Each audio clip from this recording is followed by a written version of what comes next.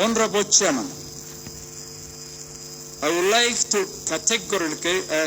categorically state that I will fully cooperate with the committee and assist in establishing the truth and nothing but the truth, that the charges leveled against me as the governor of Wajir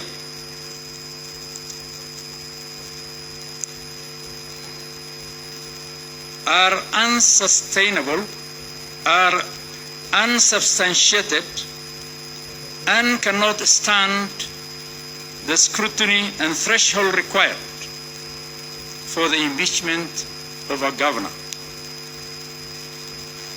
Honorable Chair,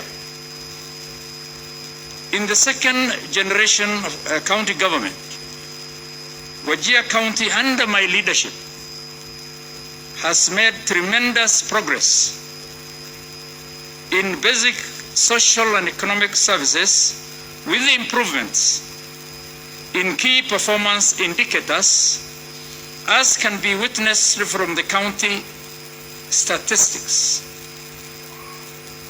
Moreover, my government has been in the forefront in establishing a working relationship with the County Assembly of Wajir. A good example of that, Mr. Chairman, is that we have allocated 25 million Kenyan shillings to each of the 30 wards in Wajir County since 2017. In other words, annually we are spending 750 million shillings to all the sub-counties for small projects that are for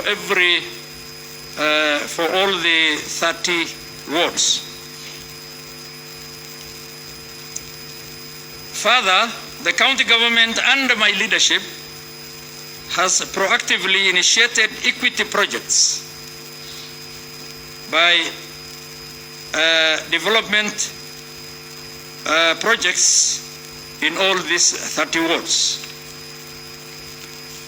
My defense submission will speak to this later during the proceedings. Mr. Chairman, I have a rich record as a career public servant for 45 years, long before some of these county assembly members were born, both within and outside the country. Some of my deployments include serving as a teacher, education officer, member of parliament, assistant minister, cabinet minister, ambassador, and now as the governor of Wajir County. Mr. Chairman, as you sit and adjudicate over this matter, it is my humble plea that the committee will have time to consider, to look at the unique circumstances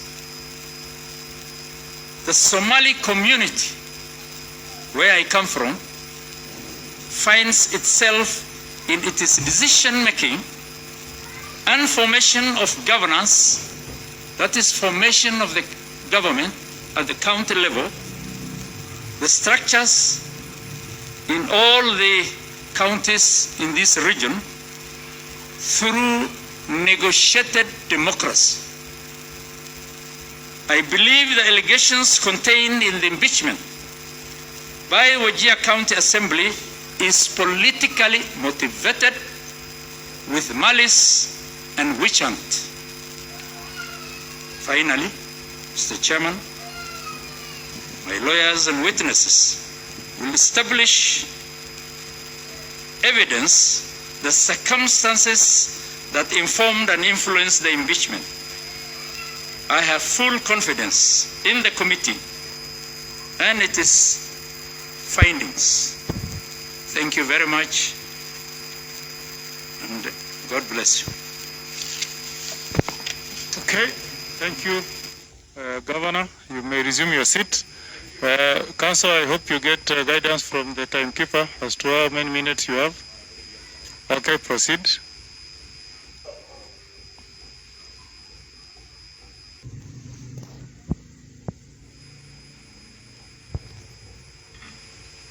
Mr. Chairman, members of the committee, the Governor has spoken extensively about the issues arising from Wajir County and the issues that he believes are important in respect of this impeachment motion or these impeachment proceedings that he now faces before this committee. Mine really is just to emphasize a few issues about the state of the law that governs the process of impeachment. And I believe it is important for me to make these brief comments about the law because, as I am sure you require no reminding, impeachment is a political process enabled by the Constitution. It is politics enabled by the Constitution. And the provisions for impeachment in respect of governors are straightforward, and they are to be found in Article 181 of the Constitution of this Republic.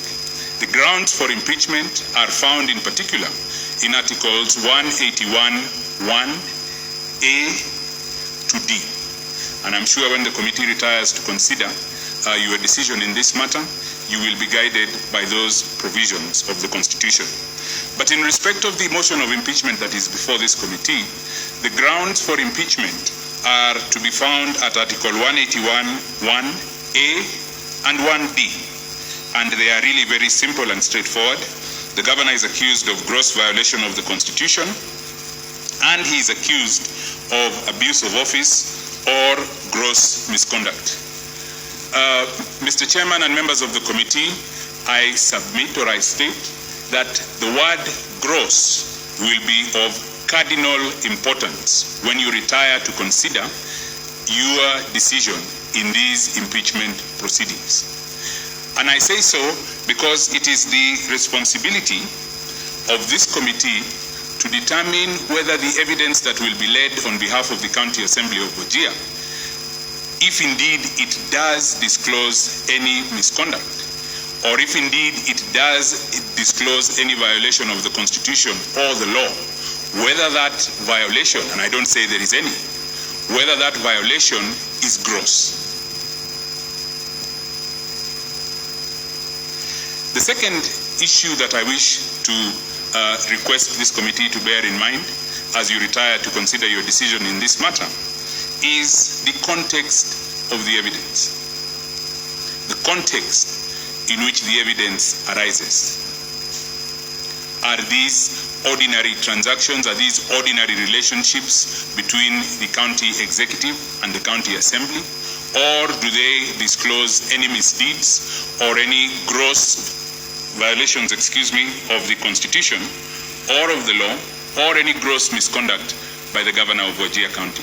And I'm sure if you apply your minds properly to the provisions of the Constitution, especially the ordinary English meaning of the word gross, and thankfully there is guidance from the courts of this republic as to what amounts to gross in terms of evidence, you will come to the right conclusion.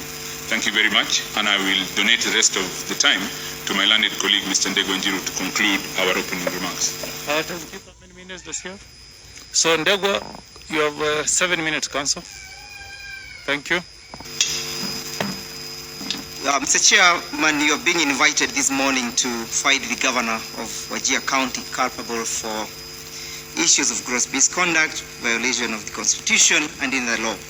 Mr. Chairman, you will be invited to look at the question of the threshold and the issue of the nexus between the issues being complained thereof and the conduct of the governor and the functions of the governor. It's not lost of us, Mr. Chairman, that Section 30 of the County Government Act clearly indicates the functions of the governor who is before you. Mr. Chairman, we'll be inviting you to juxtapose the provisions of Section 30 as against the issues being complained hereof. Mr. Chairman, this House has enacted a litany of laws, among them the Public Procurement and Disposal Act, which, Mr. Chairman, forms the basis of the complaint as against the governor. We'll be inviting this House at the fullness of time, Mr. Chairman, to look at various sections, and most importantly, Section 55 and Section 45 of the Public Procurement and Disposal Act, and scrutinize the issues complained hereof. It will surprise you, Mr. Chairman, that the County Assembly of Wajir is inviting you to fight the governor culpable for mere theatric issues. Theatric issues in the sense that the allegations do not meet the threshold as established in the case of Governor Wambora, Civil Appeal 194 of 2014. Mr. Chairman, we had the opportunity of arguing that case with my land senior counsel, Mr. Ahmed Nasir, and it's very clear that the threshold was established in that case. And the ratio decidedi of that case, Mr. Chairman, was that it is not every allegation, every breach that can culminate to finding of the culpability of the governor. Again, Mr. Chairman, this matter was argued by my senior learned friend Ahmed Nasir before the Court of Appeal in Nyeri.